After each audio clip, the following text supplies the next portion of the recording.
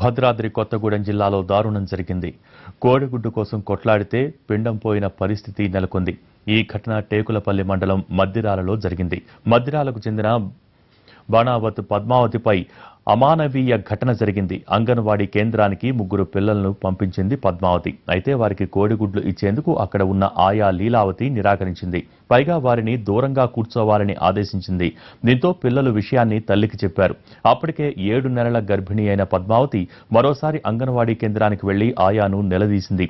ఇంతలో లీలావతి తన భర్తకు విషయం చెప్పడంతో అతడు ఒక్కసారిగా రెచ్చిపోయాడు. గర్భిణి అని కూడా చూడకుండా ఆమెపై దాడికి పాల్పడ్డాడు. ఆమెను కింద పడేయడంతో తలకు గాయమైంది. పైగా కడుపుపై కాలితో తన్నాడు. దీంతో ఆమె గర్భస్థ పిండం బయటపడి అబార్షన్ జరిగింది. విషయం తెలుసుకున్న స్థానికులు వెంటనే ఆమెను ఆసుపత్రికి తరలించారు. ఈ ఘటనపై బాధితురాలి కుటుంబ సభ్యులు పోలీసులకు ఫిర్యాదు చేశారు. వారి ఫిర్యాదు మేరకు పోలీసులు కేసు నమోదు చేసుకుని దర్యాప్తు చేస్తున్నారు.